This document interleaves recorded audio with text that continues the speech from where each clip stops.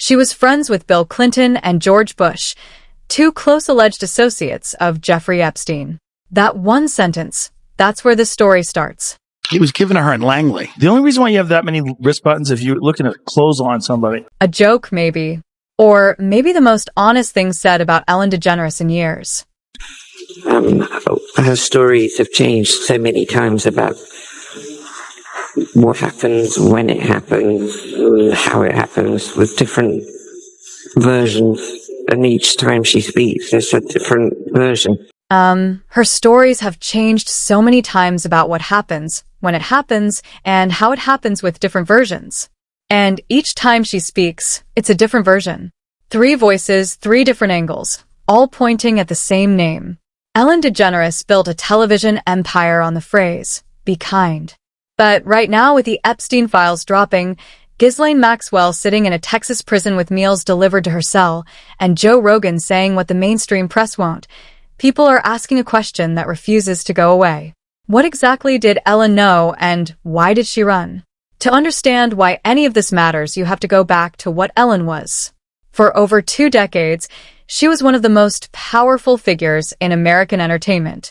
Not just a talk show host, a brand, a symbol, the woman who survived coming out in the 90s, rebuilt her career from scratch, and became the face of mainstream warmth. Be kind to one another. That was her closing line. Every single episode. Found out that Ellen was mean, and all these people came out and said, Ellen actually, she lost everything. She fell apart, disappeared, because people found out that this character that she was portraying in half an hour on a television show is not really who she was. That collapse started publicly in 2020 when former staff began speaking out about a toxic workplace. But by then, something else was already building quietly in the background. Something that had nothing to do with being mean to interns. Because around the same time Ellen's show imploded, Ghislaine Maxwell was being arrested. July 2nd, 2020, FBI agents move on a property in New Hampshire. Maxwell, who had spent months in hiding after Jeffrey Epstein's death in 2019, is taken into custody. Prosecutors charge her with recruiting and grooming young girls for Epstein, and in some cases participating directly. The trial that followed would shake Hollywood to its core. And the question people kept coming back to wasn't just who is Ghislaine Maxwell, it was who is she working with? Here's what the court documents actually show. Maxwell was convicted and sentenced to 20 years in federal prison. But what came out during the legal process was arguably more disturbing than the conviction itself. According to newly filed court documents, Maxwell claimed that 25 individuals described as friends and associates of Epstein had been protected under secret settlements, deals that were never disclosed to her during her own trial. Maxwell, the former associate of Jeffrey Epstein, she was convicted of trafficking minors, sentenced to 20 years in prison. She claims that 25 men, maybe friends, associates of the deceased financier, have been protected under secret settlements, secret deals, and that this information was not revealed to her during her trial. This is on top of what she claims are 4 other individuals, alleged co-conspirators, who were never charged. 25 names protected by deals nobody's seen. 4 co-conspirators who walked free. Critics of Ellen have pointed to this as the key context for everything that follows. Because shortly after Maxwell's legal proceedings began gathering momentum, Ellen shut down her show quietly, suddenly, and eventually, permanently. Now, is that a coincidence? Her team said it was time. She said she'd been feeling constrained by the format for years, but the timing is what people cannot let go of. And then there's what Maxwell allegedly said when her deposition touched on Ellen directly. Her stories have changed so many times about what happens, when it happens, how it happens, with different versions. And each time she speaks, there's a different version. That clip has been interpreted in wildly different ways. Some say it's Maxwell deflecting. Others say it's Maxwell doing exactly what she's done throughout protecting someone. Because one thing Ghislaine Maxwell has never done, even with 20 years hanging over her head, is names. I do not believe he died by suicide, no. And do you believe that, do you have any speculation or view of who killed him? No, I don't. She knows, and she's not talking. The question is why and who benefits from her silence. To understand the scale of Epstein's network, you have to understand what the Black Book actually was. This wasn't rumor. This was a physical contact list recovered, documented, and eventually obtained by the FBI through a sting operation. Epstein's former butler, Alfredo Rodriguez, had secretly kept a copy after working inside the Palm Beach mansion long enough to know something deeply wrong was happening. Alfredo Rodriguez was very nervous for the first part of the deposition. You could tell he had more information than he was giving. He talked about the Black Book. He talked about being fired and obtained some documents that had some of the names of some of the young girls that were coming over to the house. Rodriguez later tried to sell the book for $50,000. Instead, he sold it to an undercover FBI agent and was arrested on the spot. The Hilton Hotel at the corner of Glades Road in Boca. I'm in room 118. Obstruction of justice. Sentenced to 18 months. And then in 2015, Rodriguez died at the age of 60. The FBI had the book. The names were inside. The famous names that were in that. Mick Jagger, Courtney Love, Prince Andrew, Fergie, just people from all over the world. President Clinton, President Trump.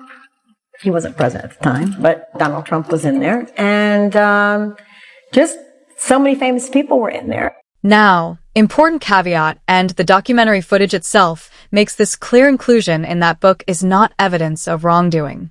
These were contact lists. People show up in powerful people's phones for 1,000 reasons.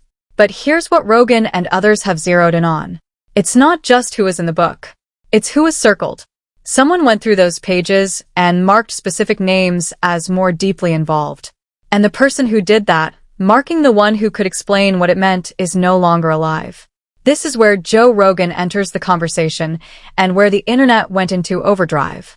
Rogan has never been subtle about his skepticism of Hollywood's elite circles. But his commentary on Ellen specifically hit differently because he wasn't just making jokes. He was connecting dots in his own chaotic stream of consciousness way that a lot of people had already been quietly connecting on their own. The only guy that saw Stephen Paddock alive, his name is Jesus Campos. He was a guard at Mandalay Bay. He got interviewed nowhere else. You know where he got interviewed? In the beginning? Ellen. Really? Weird. Now, Rogan and his guest frame this as strange, as worth questioning. They're not stating it as fact, and neither are we. But the observation itself has fueled significant online debate. Why would the sole eyewitness to one of the deadliest mass shootings in American history give his first interview not to a news network, but to a daytime talk show? People noticed, and once people started noticing, they started looking at everything else differently. Again, this is Rogan riffing. Jokes wrapped around something uncomfortable. But the CIA asset theory, as wild as it sounds, actually has a specific origin point that goes beyond comedy podcasts. It connects to documented conversations about how Epstein's network allegedly functioned. The idea that powerful figures weren't just participants. Some were facilitators, connectors, people who could put the right names in the same room. And what was Ellen if not someone who put powerful people in rooms? This is the part that critics of Ellen keep coming back to. Not her friendships, not her connections, her behavior on camera. Because there's a pattern in those clips that once you see it is hard to unsee. Ellen had power. Real power. The kind that made celebrities, politicians, and public figures sit in that chair and answer questions they clearly didn't want to answer. And some researchers into Epstein's network have pointed out that this mirrors a documented pattern. Powerful people being quietly assessed for vulnerabilities. What do they react to? What makes them flinch? What do they desperately not want public? Mariah visibly uncomfortable. Years later, Mariah revealed she had suffered a miscarriage not long after that appearance. What was played as a light moment, forcing a woman to either lie or confirm a pregnancy on live television was, in hindsight, one of the most invasive things ever broadcast on daytime TV. Martha Stewart, Katy Perry, guest after guest pushed past their comfort zones. Information extracted, vulnerabilities exposed. Online communities that have spent years analyzing Epstein's operation call this social mapping, identifying pressure points, and they've pointed to Ellen's interview style as a potential example of this in plain sight. Is that a reach? Maybe. Rogan thinks it's worth asking. A lot of people think it's worth asking. While the theories swirl online, there is a documented, verified, heartbreaking story underneath all of it. Virginia was just 16 years old when she was recruited by Ghislaine Maxwell. She'd been working as a locker room attendant at Mar-a-Lago. She approached you to Yeah, work? she's like, oh, do you need to make any extra money? I'm like, yeah. She's like, okay, I can give $200 with this older guy in Palm Beach. He gets a lot of massages from girls. That was really, that's all. Virginia would go on to become the most prominent public face of Epstein survivors. She testified. She wrote a memoir. She named names including Prince Andrew, who settled her civil lawsuit in 2022 for an undisclosed amount. And then in April of 2025, just weeks before the first major release of the Epstein files, Virginia Dewey died. In the weeks before her death, she had been struck by a vehicle in a hit and run. The driver was never found. She survived that incident, but not long after her family announced she had died by suicide. What makes this devastating beyond words is what Virginia had posted publicly before her death. Too many evil people want to see me quieted. Virginia Giuffre, the most prominent victim of the late convicted Jeffrey Epstein, took her own life on Thursday. This is just weeks after she made headlines for saying that she had days to live after she claimed to have been hit by a bus. This is the weight underneath everything Rogan is reacting to, underneath the memes, the theories, the podcast clips. A real woman, a real warning, and a timeline that doesn't sit right with a lot of people. When Donald Trump won the 2024 election, one of his loudest campaign promises was releasing the Epstein files. Full disclosure, all of it. And around the same time that promise became real, Ellen DeGeneres and her wife Portia Desai left the United States. Ellen DeGeneres and wife Portia Desai have moved to rural England, put their Montecito estate on the market, and plan to never return to the United States, telling friends the election of Donald Trump was their primary motivation. Ellen has been a vocal Trump critic for years. That's documented. A political exit is a reasonable explanation, but critics are pointing out the specific timing. Not after the election was called, not after the inauguration, right as the machinery around the files started moving, right as Maxwell's legal team started making noise about those 25 protected names. About that cow.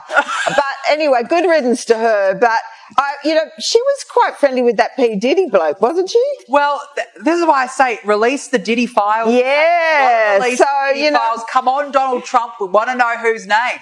And that's the thing about the Diddy parallel that Rogan's audience keeps raising. Diddy's case, for all the noise it generated, ended up being prosecuted on a remarkably narrow set of charges given what was publicly alleged. The pattern people keep identifying is this. When the net gets close, it seems to close on the most visible, most expendable figure and stop.